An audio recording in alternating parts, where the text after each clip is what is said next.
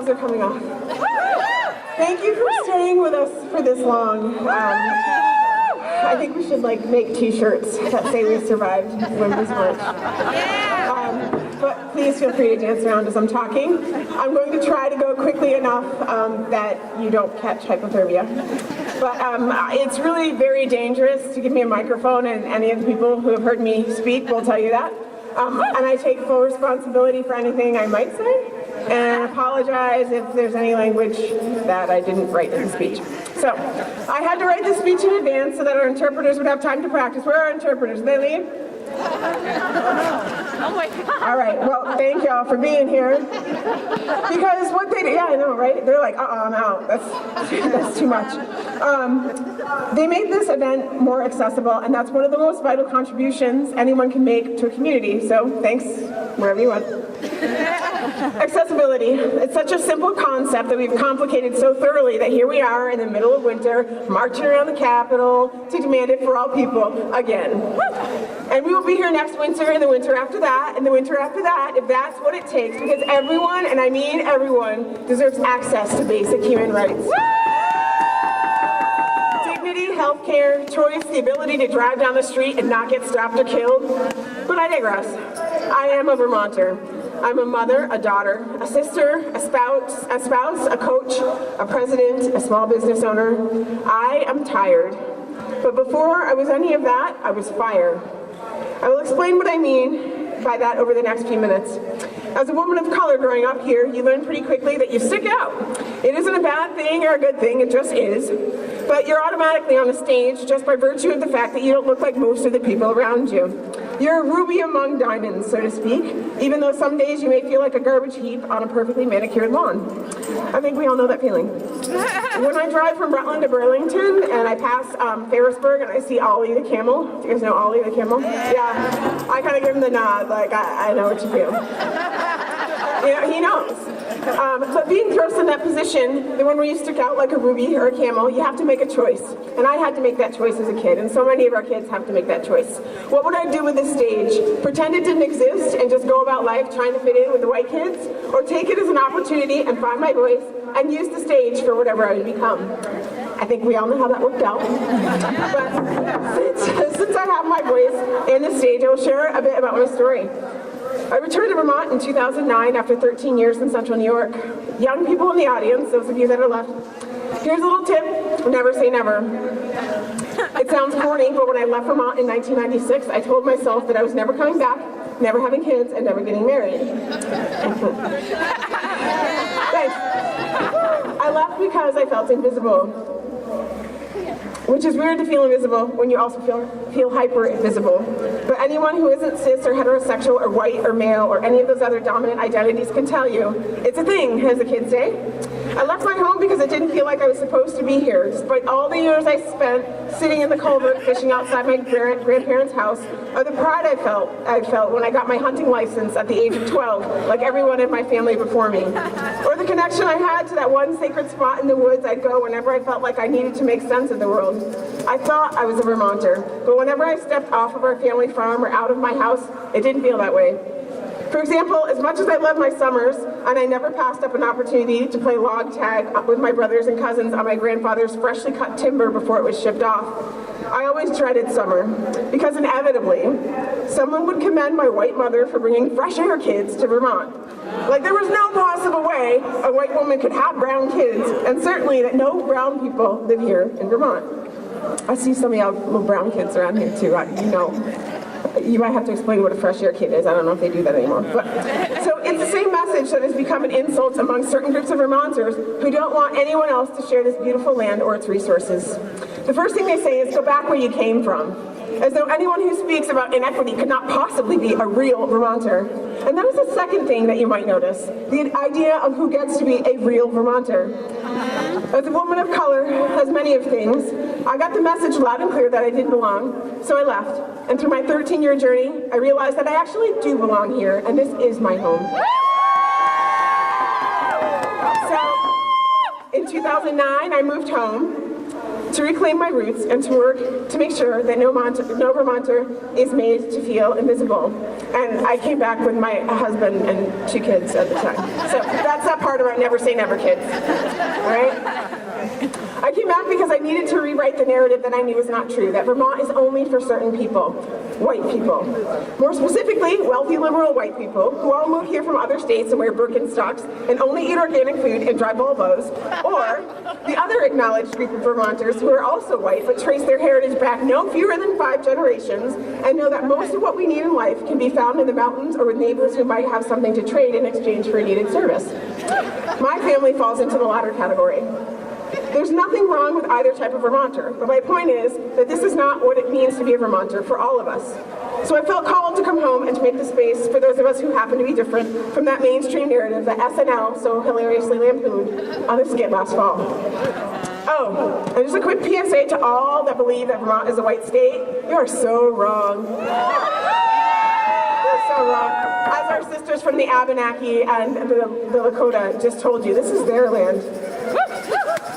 And we're just here. Those who want to deny access to resources and citizenship really want to forget all that, don't they? And us, the people with the black half of my heritage, we've been here since our ancestors were stolen hundreds of years ago. So to all you white supremacists who want to claim that this is a white state and if we don't like it this way, then we can leave, in the words of the wise poet philosopher P. Diddy, we ain't going nowhere. So if you don't like it, you can leave. And if there are any white supremacists who are still listening at this point, we don't really care about you or what you do in your private life. Just let us be, and don't do it in public, because that's gross.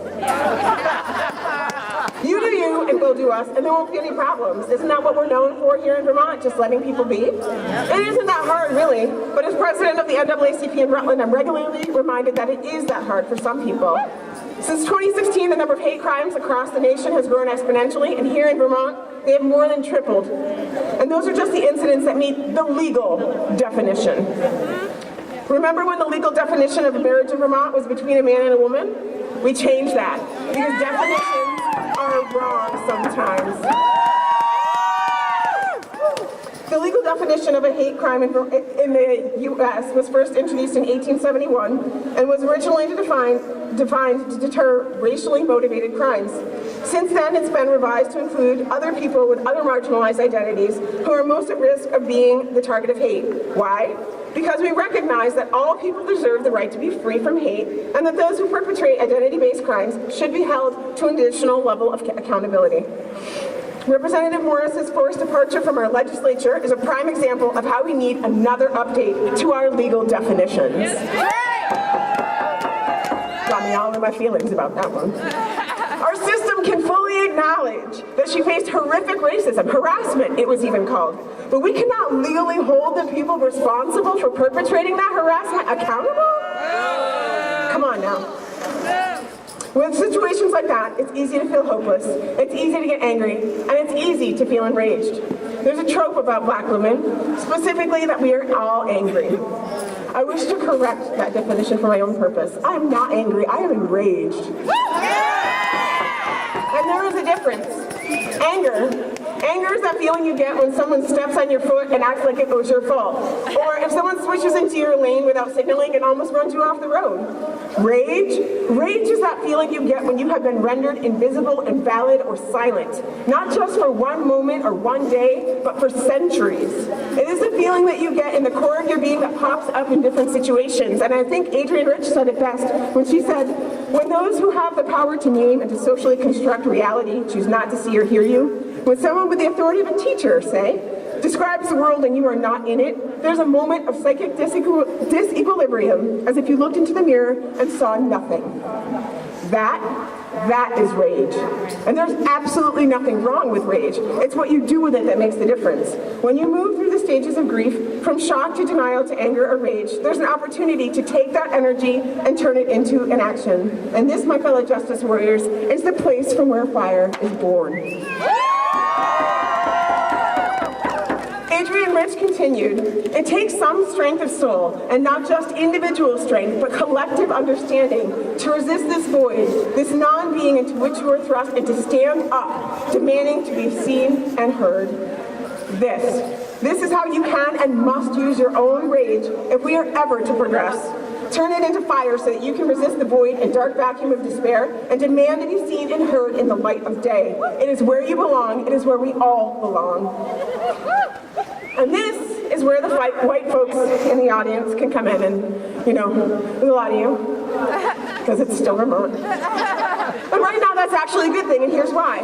At this point, you may be wondering, Tabitha, I came to a women's march. I came here to talk about pussy hats and the right to choose and paid family leave. Why are you standing here talking about white supremacy and fire and camels? I'll tell you why.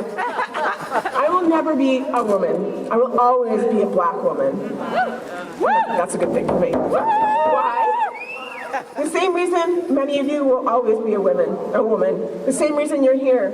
And some of you might say, but if you put race in everything, you will always see racism. You create racism by talking about it. And some of you have heard people say that very argument, haven't you? Yeah, I got some words for that. Ask yourselves, do women create rape by saying me too? Do we ask for lower wages by pointing out that they're unequal? No. Do we perpetrate violence in inter-partner relationships when we disclose that it happened? No. No, we do not. You see, as much as I may talk about the damage that white supremacists can cause, I'm actually more worried about the damage that my white sisters and those who identify as allies and accomplices can cause. White supremacists are not trying to come to my house and get to know me and hang out and knit pussy hats with me. They want nothing to do with me. But you do. And while I'm grateful for your friendship and allyship and co-conspiring, because we are closer, I am more vulnerable to you. We are more vulnerable to you. Because you're my sisters and daughters and aunties and mothers and cousins and friends, you have more power in my life and in the lives of your trans and black and indigenous and disabled and immigrant sisters than anyone else. And with great power comes great responsibility. So when you're wringing your hands, when you hear that our sisters like Sandra Bland, say her name. Sandra Bland! And Kelly Stowe, say her name. Kelly Stowe! Are murdered, and Ashley Loring Heavy Runner, say her name. Ashley Loring Heavy Runner. Is still missing, and our indigenous sisters are raped at a rate 2.5 times higher than our white sisters, and you wonder what you can do about it? You can speak up to the other white people in your life because our freedoms are inextricably intertwined. Just as the environment cannot correct global warming, nor can people of color undo systemic racism. We can call it out, we can demand to be seen and heard, but ultimately, if this is to happen through non-violent means, it will be you who makes room for us at the proverbial table when it comes to race. So interrupt that racist joke, ask, what do you mean? When someone says something about those people, learn the real statistics about asylum seekers and crime, quote the facts about what access to services undocumented immigrants really have, and educate yourself about the social constructs of gender and sex. At this point, it's painfully clear that for any of us to stay silent in the fight for rights of freedoms and access for our trans and immigrant and indigenous and impaired and disabled and poor and queer sisters and brothers for that matter, is to not fight at all. Martin really didn't know what he was saying when he said that no one is free while others are oppressed. So please, white people, get your cousins. That is one simple, effective way that you can work toward freedom for us all. It's not an easy task, and it's not an easy ask. And many of you already know how hard it can be, even standing here in like what feels like negative 20 degrees weather. You have unfriended or blocked people you cared about on social media. You've challenged family at holiday gatherings. You've stopped shopping at certain vendors or won't attend certain state fairs until they publicly acknowledge the rights of your community members. Many of you are tired too. To you, I say keep going. There is no dearth of stories of violence, injustice, or inequity, especially with our current national administration. I saw some real great signs out here about that. Open up a story and force yourself to read it. Walk through your sadness, and as the energy of today carries you into the coming weeks and months, and as you do this work and feel the ups and downs of the progress and setbacks, I ask that you remember the words of Albert Schweitzer. In everyone's life, at some time, our inner fire goes out. It is then burst into flame by an encounter with another human being. We should all be thankful for those people who rekindle the inner spirit.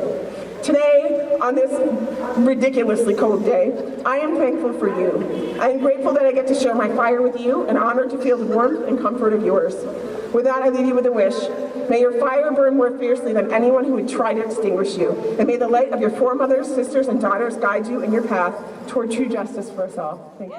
Since 2016, the number of hate crimes across the nation has grown exponentially, and here in Vermont, they have more than tripled. And those are just the incidents that meet the legal definition. Remember when the legal definition of marriage in Vermont was between a man and a woman? We changed that, because definitions are wrong sometimes.